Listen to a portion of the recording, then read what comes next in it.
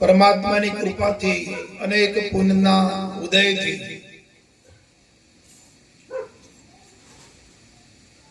અનેક જન્મનો જ્યારે પુણ્ય એકઠું થાય છે ત્યારે માનવ જન્મ મળે છે. શાસ્ત્રો કહે છે, સંતો કહે છે, માનવ નું શરીર મળવું એ દુર્લભ વસ્તુ છે.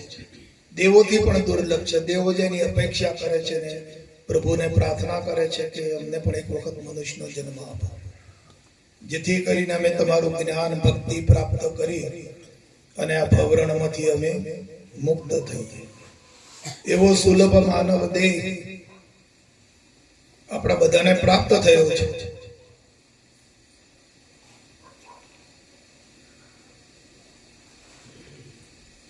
પણ સુલભ દેહ માનવ દેહ પ્રાપ્ત તો થયો, પણ મોટો સંશય લઈને ફરીએ છીએ. આપણું જીવન નિઃસંશય નથી. દરેકના જીવનમાં કંઈક ને કંઈક સંશય પડ્યો છે.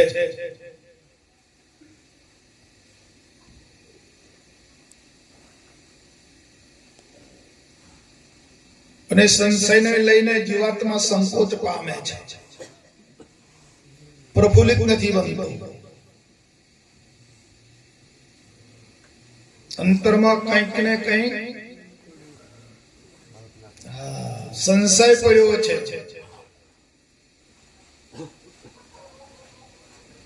હું પણ સંશય, મારા તાણાનો સંશય, સંબંધીઓનો સંશય, આ જગતનો સંશય, એ બધા સંશયો તો સામાન્ય છે. પણ મોટામાં મોટો સંશય છે કે હું મરી જઈશ, એ સંશય છે. પણ મોટામાં મોટો સંશય એ પડેલો છે કે હું કઈ ભગવાનથી જુદો છું ને મારાથી ભગવાન જુદા છે.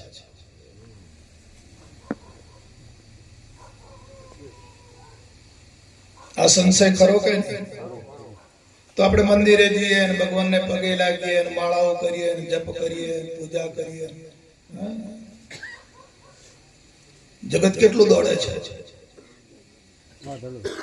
તીર્થોમાં, ઉપવાસ કરે, યજ્ઞ કરે છે, વ્રત કરે છે, તીર્થોમાં ફરે. શું કરવા? ભગવાનની પ્રાપ્તિ માટે. એટલે પોતે એમ સમજે છે કે મારાથી ભગવાન જુદો છે, અલગ છે. આ મોટો સંશય લઈને આ જીવાત્મા ફરે છે.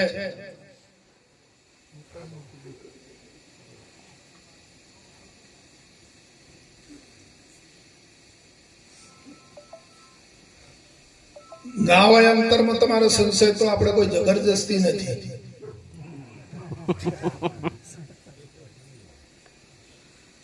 પણ ઓલ ઓવર વિચાર કરીએ ત્યારે સંશયાત્મા વિનશ્યતિ ભવતિ. વિનાશને નોતરનાર એક સંશય છે.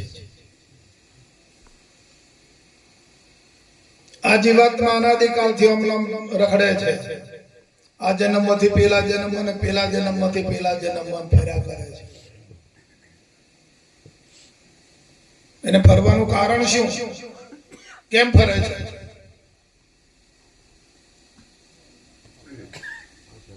હજુ હાથો મળ્યો નથી એટલે ફરે છે.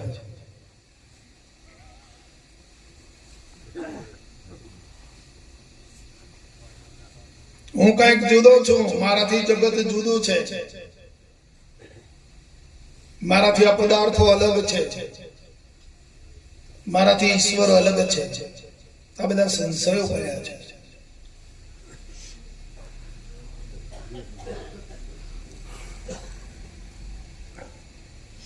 અને સંશયોને લઈને અલગ અલગ ભાષે છે.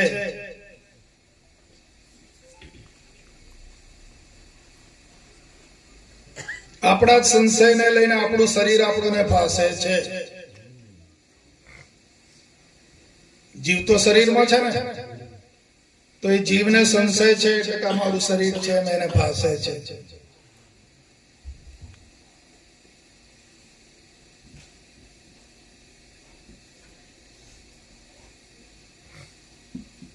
મારા પદાર્થો છે, મારા સંબંધીઓ છે, મારા ભગવાન છે, એમ બધું માને જાય છે.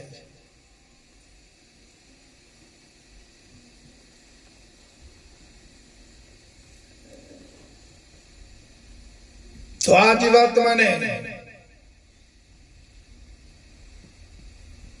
જીવાત્મા ચેતન છે અને આ શરીર જડ છે. પણ જીવાત્માને જે દિવસે જ્યારે એ જેનો અંશ છે, જેનો અંશ છે, अंशी, भगवान को परमात्मा को जे कहવું એ કહો, અંશીનો અંશ છે એ જ્યારે ભેળો થઈ જાય, એક રૂપ બની જાય, તો પછી એને કોઈ સંશય રહેતો નથી. નદી જ્યારે બેસી જાઓ, આવો અંદર બેસી જાઓ, ઉભા ઉભા તો નહીં મેળ પડા. ઘણું ઉભા રહ્યા આપણે, ઘણું ફર્યા પણ નહીં મેળ પડતો. બે જાઓ. હા, ઘણા અમારા 70 વર્ષા ભજનમાં બે, ભજનમાં 70 વર્ષા બે, વર્ષથી બે, પણ ભજન એમ નામ નથી બે હે ને. આ તો બે આપણે ભજન બેહાડવા સારું બેઠા છે, ભજન ને બેહાડવાનું છે. હા, ભજનમાં બેહવા કરતા ભજનમાં તો બેસી જાય તાર તો વાત આપણી પૂરી થઈ જાય. હે પંડિતજી, વાત સાચી ને? ભજનમાં બેસી જાય, પણ જો ભજન આપણા ના બેઠું તો ફેરો માં થાય. આપણે ભજન ને બેહાડવાનો છે.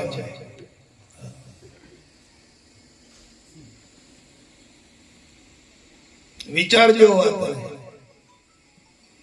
આ વાત પ્રમાણે આપણા અંતરમાં કેમ કેમ ચાલે છે ગોટાળા, એ બધા જોઈ લેજો. પોતાનું દફતર ખોલવાનો વારો આવ્યો છે તો પોતાનું દફતર ખોલીને જોઈ લેજો.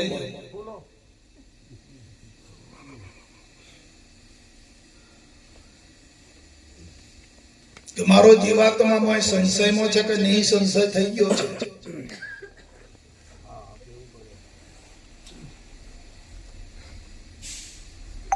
કોઈ સંત પુરુષનું શરણું મળી ગયું, સંત પુરુષે એની બોધ ક્રિયા, એને જ્ઞાન આપી દીધું, પણ આપણે મોએ બેઠું.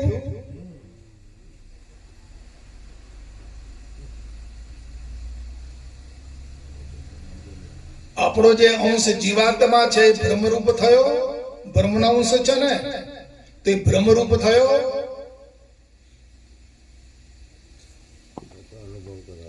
અંતરમાં જોવાનું વાલા, આ બહાર દેખાય એવું નથી. આ વાત સમજણની છે, ઉપર દેખાય એવી વાત નથી. તો આપણો જીવાત્મા બ્રહ્મ સ્વરૂપ થયો હોય તો આપણો જે પરિવાર છે, આપણે બીજો નહીં કહેતા, આપણો પરિવાર છે, આપણી પત્ની છે, બાળકો છે, એમાં બ્રહ્મનું દર્શન થાય.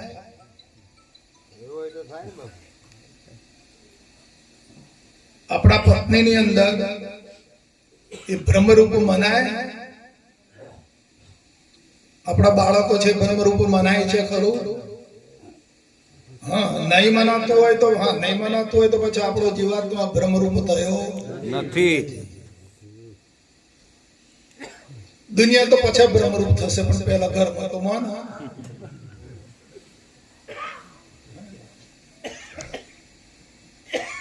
જગત તો પછી બ્રહ્મરૂપ થશે. હા, જો આપણો પરિવાર છે, આપણા બાળકો છે, એ જો આપણને બ્રહ્મરૂપ લાગતા હોય તો આપણો જીવાત્મા બ્રહ્મ જ્ઞાન પામીને બ્રહ્મરૂપ થયો છે એવો શેજે અંદર એવી ઝલક આવવી જોઈએ.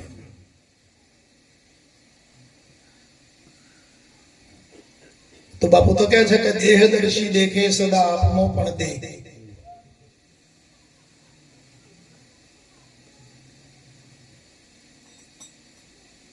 આપણે દેહદર્શી છીએ એટલે બધાનો દેહ દેખાય છે, નકા તો બ્રહ્મ સ્વરૂપ છે.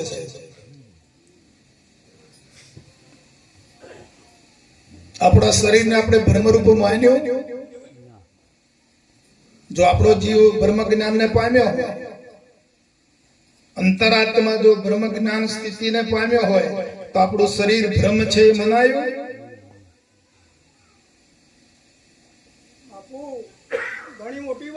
હા, બહુ મોટી વાત છે. મોટી વાત એટલે આપણે શું કરવા નહીં કરીએ, મોટી જ કરવાની. બનબા જેને પાઘડી આવે ને પહેરી લેવાય. હા હા, બરાબર. તો આપણું શરીર બ્રહ્મરૂપ માન્યું ખરું આપણે, કે જો શરીરને શરીર જ માનીને ચાલીએ છીએ?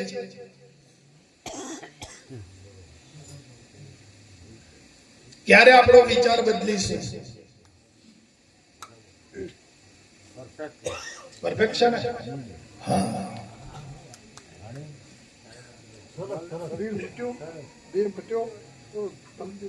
દેહ મટે તો બ્રહ્મરૂપ થાય, દેહ ભાવ જાય તો બ્રહ્મરૂપ ભાવ આવે. તો આપણું પોતાનું શરીર જ લઈએ આપણે, પછી બીજા બધા શરીરોને પછી પોતાનું શરીર જયારે બ્રહ્મરૂપ માનીશું તો બીજા બધામાં બ્રહ્મ દેખાશે, બ્રહ્મરૂપ મનાશે.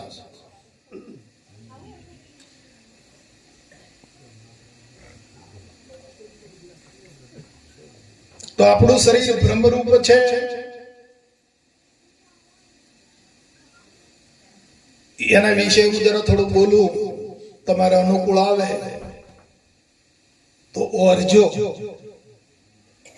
અને ના અનુકૂળ આવે તો આપણે આ સીએમ હશે તો કોઈ કાઢી મેલે એવું નથી.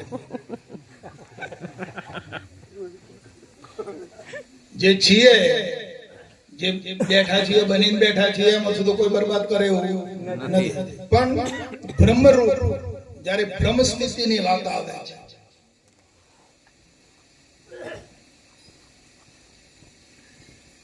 કઈ રીતે બ્રહ્મરૂપ માનવાનું? સોનાનો દાગીનો છે, સોનામય છે, પણ એનો આકાર પડ્યો છે ને એટલે આપણે એને કુંડળ કહીએ છીએ, દાગીનો કહીએ છીએ. સોનામાંથી દાગીનો બન્યો એટલે એને આપણે દાગીનો કહીએ છીએ, લોકેટ કહીએ, હેર કહીએ, કુંડળ કહીએ, વીંટી કહીએ. નકર છે તો સોનું જ છે, પણ આપણે દાગીનાને સોનું કહેતા નથી, દાગીનો કહીએ છીએ. ખરું ને? જયારે જ્ઞાનીઓ દાગીનો નહીં માને, સોનીને ઘેર લઈ જાઓ તો સોની દાગીનો નહીં માને, એ તો સોનું જ જોહે, સોનું કેટલું છે એ જોશે.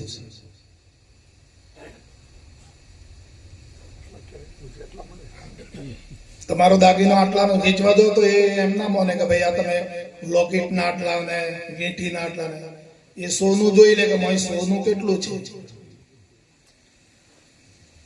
અને એ પ્રમાણે પૈસા આપે. એ દાગીનો નથી જોતો. જ્ઞાની એ પ્રમાણે આ ઘાટ ના જોવે. જ્ઞાની છે ને બ્રહ્મરૂપ, બ્રહ્મ જોવે છે.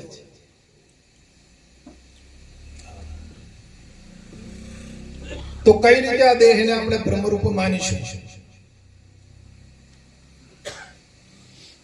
બાપુ પહે જ્ઞાન બોધ તો લઈ આયા આપણે બધા, પણ માનવાનું એ તો શ્રવણ બોધ લઈ આયા, કોને સાંભળે નક્કી કરી આયા. વાત બરાબર?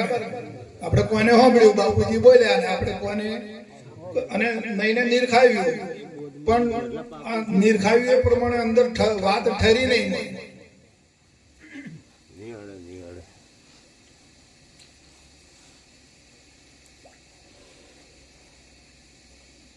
કઈ રીતે બ્રહ્મ સ્વરૂપ માનવાનું છે આ શરીરને? બાપુ એમ કહે છે કે વાલા હરિમય છે જગત. જગત કેવું છે? હરિમય છે, પ્રભુમય જગત છે.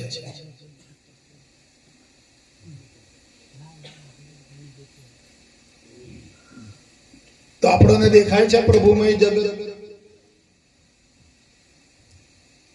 આપણે તો બૌદ્ધિક છીએ, કદાચ અજ્ઞાનીને ન દેખાય, પણ જ્ઞાનીને તો દેખાવું જોઈએ. દેખાય છે પ્રભુમાં? દેખાય છે? સાબિત કરી આપો. હડો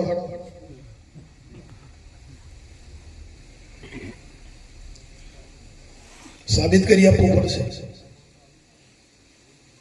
પ્રભુમય કેવી રીતે તમે માનો છો એ કહો. હડો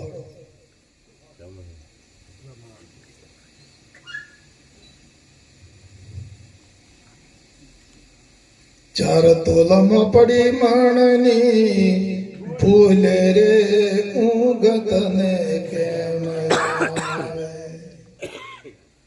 તારે માથે કોપી રહ્યો કાળ રે ઊંઘ તને કેમ આવે? આ તો જાણ્યું છે હરિમય જગત છે, પ્રભુમય છે જગત, એમ જાણ્યું છે.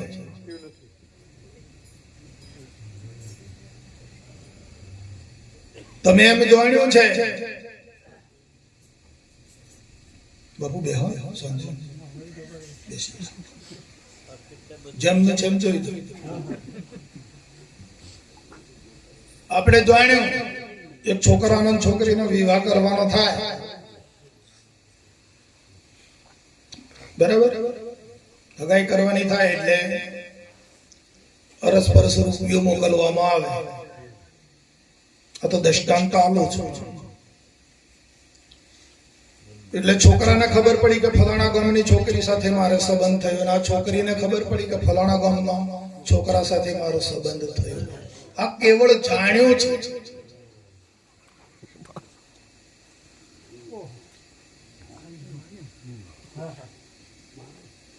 લગ્નના 6 મહિના બાકી છે ને વચ્ચે મેળો ભરાયો. આ મેળામાં છોકરીએ કઈ પેલો છોકરો આવ્યો, બે આવ્યા મેળામાં. આ બાજુથી છોકરાઓ અને આ બાજુથી છોકરીઓને એમ મેળામાં ભીડ જામી. એટલે પેલી છોકરીનો જે પગ હતો ને એનો સંબંધ કર્યો તો એના છોકરાના પગ ઉપર, અરે પેલા છોકરાનો પગ, છોકરીને બૂટ પહેરેલો ને એટલે છોકરીના પગ ઉપર પડ્યો. એટલે છોકરીનો પગ ચગદાયો. એટલે છોકરી પગમાંથી ચંપલ કાઢીને સાલા ભડવા કે જોતી નથી, એમ જોતો નથી, એમ કરી 2 ચંપલ તોડ્યો.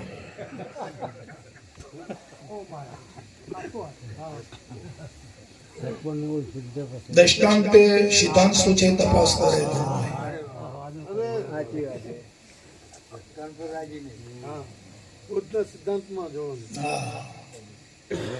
બે ચંપલ માર્યો અને બધે છોકરા છોકરીઓ વચમાં પડ્યો એટલે વેરી માર્યો, ઝઘડો કરાયો. બીજો મહિનો લગ્ન આવ્યું અને લગ્ન બેવનું થયું. લગ્ન કરીને ઘેર ગયા. પેલો છોકરો કે માનો ને માનો, પણ આ તો પેલી ચંપલ વાળી છે, હું બેઠો તો તેમ લાગે. પછી પૂછ્યું છોકરે તો તું મહિના પહેલા કઈ મેળામાં ગયેલી ખરી? તો કઈ મેળામાં કઈ તારે થયેલું ખરું? હા. તો શું થયું? તો કે છોકરો તો મારો પગ ખોદ્યો કે. તે શું કર્યું? તો કે પગમાંથી ચંપલ કાઢીને 2 ઠોકી દીધો. તો કે તો હું હતો. તો હવે ચંપલ મારે ખરી? પેલી જાણ હતી સાહેબ, ખાલી જાણકારી હતી, મળ્યા નતા, મિલાપ નહોતો. આપણે કેવળ જાણીએ છીએ પ્રેમને, આત્માને કેવળ જાણીએ છીએ, પણ હજુ આત્મા સાથે મિલાપ કેમ છે? બ્રહ્મ સાથે મિલાપ કેમ છે? દેહને કીધું છે કે બધા સંતોએ અને શાસ્ત્રોએ બધા કહે છે જગત હરિમય છે. હરિ જગતમય નથી, પણ જગત હરિમય છે. તો કઈ રીતે? તો જગત હરિમય હોય તો પછી આ દેહ હરિમય ના થયો? આ જગત નો બાર્યો રહે મોંચા ને? તો હરિમય કઈ રીતે જગત?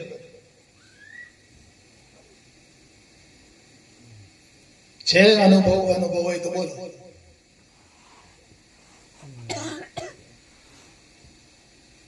શામાંથી બન્યો આ શરીર? છોટા પાણીમાંથી બુંદમાંથી બન્યો છે.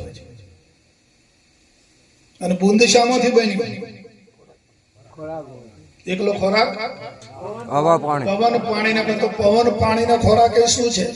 કોની વિભૂતિ છે? માલિક કહે છે કે હું અખંડ છું. ગીતા વાંચી છે, ગીતામાં છે, ભગવાને લખ્યું છે કે જેમ હું અખંડ છું, અવિનાશી છું, એમ મારી વિભૂતિ પણ અવિનાશી છે. 5 પાંડવો અને 6 કૃષ્ણ એમને મારનાર દુનિયામાં કોઈ નથી. 5 પાંડવ એટલે 5 તત્વો અને છઠ્ઠા નારાયણ. તો નારાયણ અખંડ છે તો એની વિભૂતિ પણ અખંડ છે. નારાયણ માની વિભૂતિ છે ને વિભૂતિ નારાયણ છે. અને એમાંથી આ શરીર તૈયાર થયું છે બુદ્ધમાંથી. મારું જેમ થાય, મારું શરીર જેમ થાય, વાલો લાગે ખરું આપણો? માલિકની વિભૂતિ છે એમ થાય છે? હવે નક્કી થાય છે. શરીર ઉપર મોહ કેટલો છે? આ શરીર મારું છે, આ શરીરને કોઈ બે ગાળો દઈ દે છે કેમ થાય?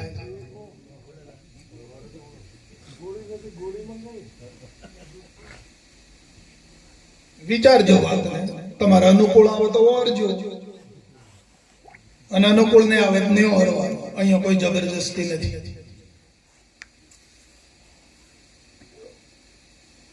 કેમ કે આ તો સતનો જે સંગ કરે ને એનું કામ છે. સતનો જે સંગ કરી લે એને સત્સંગ કહેવાય. તો હવે તમને પોતાને તમારું શરીર ભ્રમરૂપ દેખાય છે? મનાય છે ખરું કે મારો જ મનાય છે? એક બુંદમાંથી ઉત્પન્ન થયો, બુંદ બનાવ્યું છે પરમાત્માનો, એની વિભૂમાંથી બન્યું છે, અને એમાંથી આ ઈશ્વરે ગાંઠ કાઢ્યો છે. આપણે બનાવ્યો છે આ, અને આપણે તૈયાર કર્યું? મા બાપે તૈયાર કર્યું? માલિક તૈયાર કર્યું છે એક બુંદમાંથી. હા, તો માલિક મય છે. આ બધું બ્રહ્મમય છે. આપણે એ લેમડાનું એક કોનું ચાખો એટલે આખો લેબડો આવી જાય કે ના આવી જાય? કે બધો આખો બધો કોનો ચાખવો પડે? એક જ મુદ્દો સમજી લેવાલા.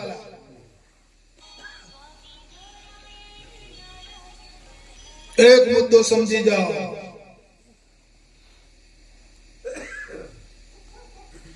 જગતને ભોગવવાની ના નથી, કાર્યો કરવાની પણ ના નથી, તમારે કમાવાની પણ ના નથી. લાખ કમાતા હોય તો 10 લાખ કમાવો, પણ જેનું છે એનું રાખીને વાપરો, જેનું છે એનું માનો. આ તો પોતાનું માન્યું છે માલિકનું, ને પોતાનું માની લીધું છે. એ લઠ્ઠો બેઠો છે, એની બળતરા છે.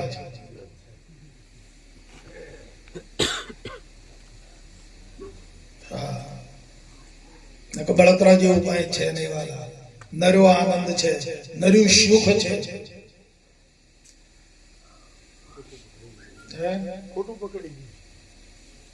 સુખ એમ કે છે કે હું નર્યું જગતમાં ભટકું છું પણ મને કોઈ ભોગવનાર નથી, એમ કે છે.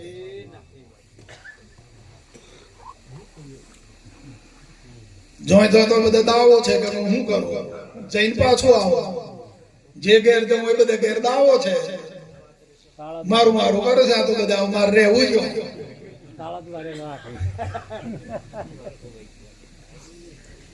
સમજાય છે? સમજાય તો ઓરજો, મોય રાખજો. પછી અહીંયા વાત પૂરતું નહીં, પાછા ઉઠ્યા એટલે તું એને એમને કરી નાખતા.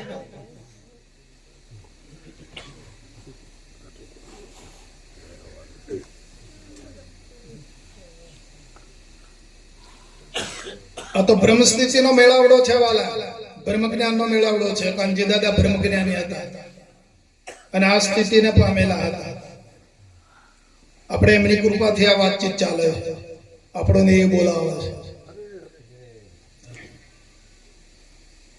કાનજી દાદા આ રીતે જીવન જીવી ગયેલા છે. આપણને તો આપણે જેવા લાગે, આપણે દેહદારી છીએ.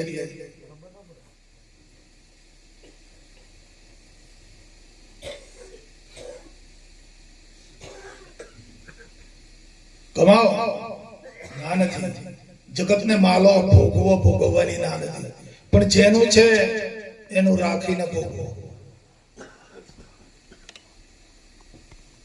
માલિકનું છે મનાય છે, હવે મનાય ને. હા, આપણી માન્યતા ક્યાં છે, આપણું વર્તન ક્યાં છે, આપણે કેમ કેમ જીવન જીવીએ છીએ, પોતાના જીવનનો સરવાળો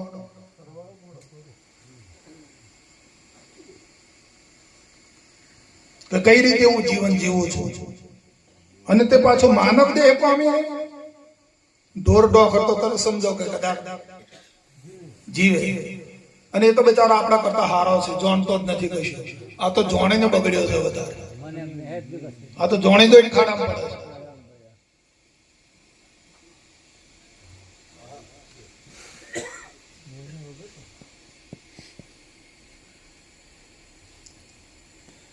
વિચાર બદલી નાખો વાલા અંતરમાં. વિચાર જ પરમ સુખ છે અને વિચારથી જ મહાદુખ છે. અને જ્યારે આ શરીર છૂટશે ત્યારે વિચાર દ્વારા માલિકને ઘેર જવાનું છે. તમારો જેવો વિચાર હશે ને તો જતા રહો. હેતરોમાં વિચાર હે તો હેતરોમાં તો હાફ થો, ગોઈડા થો.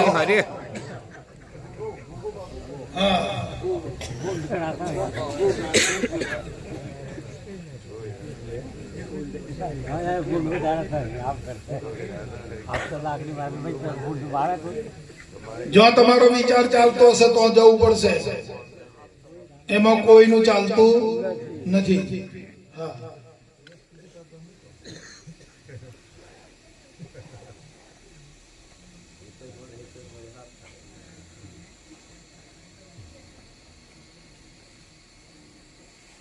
શ્રીજી મહારાજે વચનામૃતમાં લખ્યું છે. વચનામૃત વાંચો છો કાંતિભાઈ?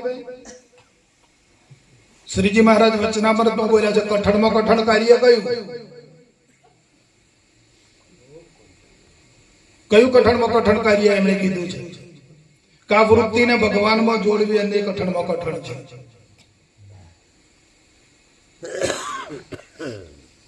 આ વૃત્તિને બ્રહ્મમય કરવી ને આપણા વિચારને બ્રહ્મમય બનાવવો ને એ કઠણમાં કઠણ કાર્ય છે. હાજી, બ્રહ્મ વિચાર વગર એમને આથડ્યા. અરે જીવ શું કરવાને તું આથડે, આ પ્રભુની ગમ તને ગુરુ વિના નહીં પડે.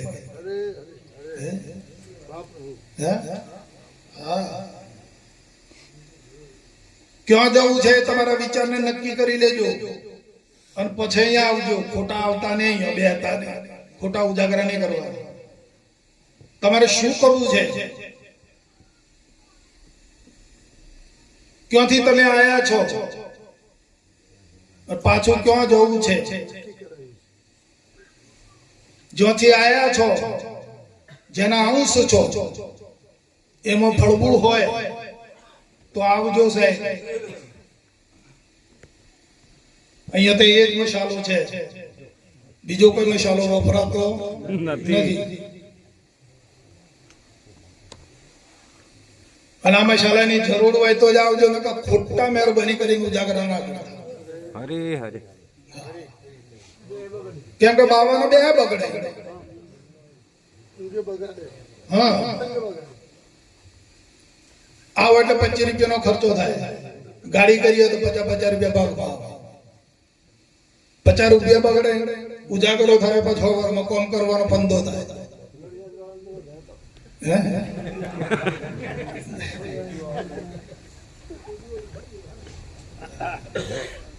એટલે નક્કી કરીને બેસજો. આત્મકલ્યાણ સિવાય બીજો કોઈ માર્ગ છે નહીં વાલા. તમે તમારા આત્માનું કલ્યાણ ચાહતા હો અને કલ્યાણ આ સમયમાં જ કરી લેવું છે, આ ભવ રહેતા સુધીમાં. એટલા જ સમયની અંદર મારે મારું કલ્યાણ સાધી લેવું છે, એ નક્કી હોય તો બેસજો.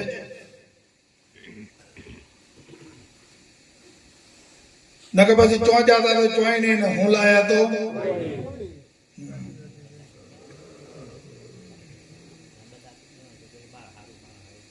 અને આ વાયરો ને હેરી જતો વાર નહીં કરે. આ તો પવન થી ચાલે છે. હા, આ તો મનાવી લે, મનાવો. હા હા, એટલે મનાવો.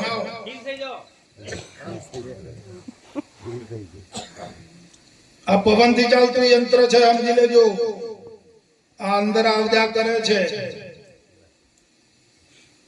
પાણી વગર એક દાડો ચાલશે, ખોરાક વગર 2 દાડા ચાલશે, પણ પવન વગર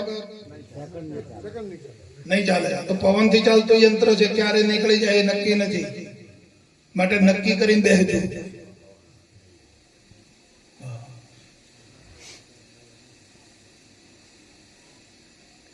અને આ વાત, આ સ્થિતિ, આ જ્ઞાન તમારે જોવું હોય તો દુનિયામાં ફરી આવો, પછી આવો. છૂટશે તમને, ફરી આવો પહેલા. ઘણા શાસ્ત્રો પડ્યા છે, ઉપનિષદો પડ્યા છે, સ્મૃતિઓ પડી છે, વેદો પડ્યા છે, ભંડાર ભરેલો છે જગતમાં. તમે ડોક્યું કરી આવો પહેલા.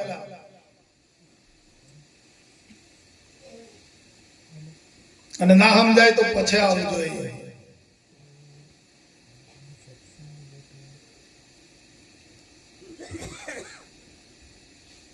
તો સમજ પ્રાપ્ત કરવાની છે. ભજન મજવાનું થાય એટલે માથો ખંજોળો છો, કના હારો આવો અહીંયા.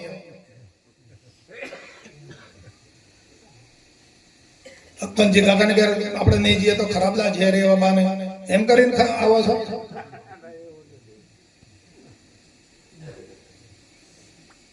તો ના, અહીં તો જવું પડે યાર, ફલાણા ના ઘેર પ્રોગ્રામ છે એટલે એમ કરવા દો છો.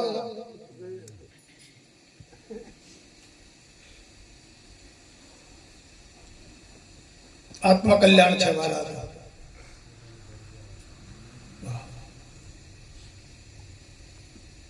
તો ઠીક છે, ભોજન મળે છે, પ્રસાદ મળે છે. ન કે જ્ઞાન ક્ષેત્ર બાપુ નું થતું તારે ખીચડી ની શાક ચાલતા બાપુ, ખરું કે નહીં? ખીચડી નું શાક, મગની ખીચડી બને, ઉપર ઘી પાડી હાલે શાક. એ બીજા હવારો, પણ તમે જોતે દાડે રાત્રે શું હોય?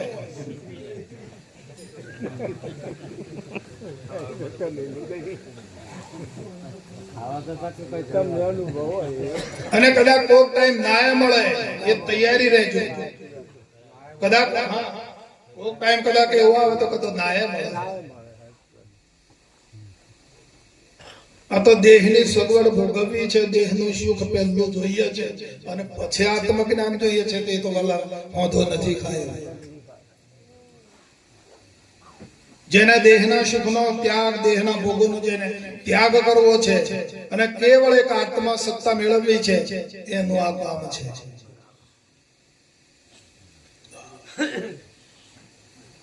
કટાડી એટલે નથી જવું. આજે તો કઈ થાક લાગ્યો નથી જવું. આ તો પોણી વાળી થાકી ગયો નથી જવું. એ બધું મામલાપણું છે, માયકાંગલાપણું છે. થાક કેને લાગે? મનથી લાગે, શરીરમાં વાય.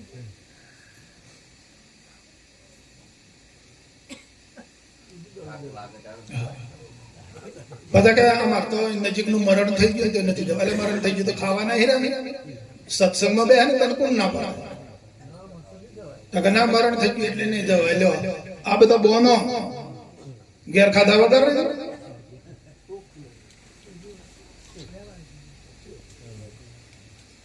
આપણે કે કોક નું મરણ થઈ ગયું ઓછોરો પહેણાવાનો હોય તો બંધ રાખીએ. બીજા ઘેર થોક લઈ નથી જતા. જોઈ દો આપણી નબળાઈ જો હશે.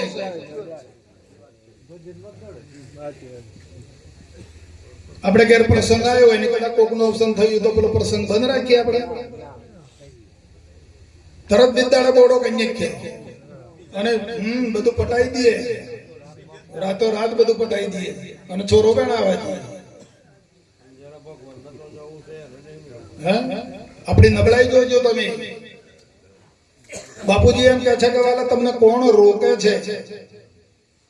તમારી આત્મસત્તામાં, તમારા ચેતનામાં તમને કોણ રોકે છે? તમારી ચેતનાને કોણ પાછું ખેંચે છે?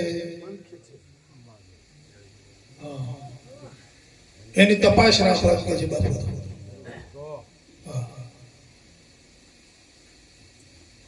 તણાવ છે પાછો આ મટી જાય ફેરથી આપવાનો છે અને મળે તો કદાચ આવો નાવો મળે.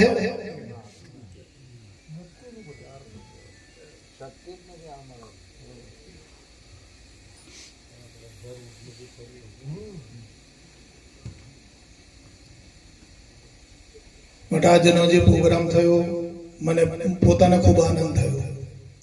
કનજી કાકાના પ્રતાપથી આપણે બધે જે અત્યારે આનંદ કર્યો, આજે થોડો સમાગમનો જે લાભ મળ્યો છે બરાબર એ કનજી કાકાના પ્રતાપથી મળ્યો છે. બોલો સદગુરુ મહારાજ.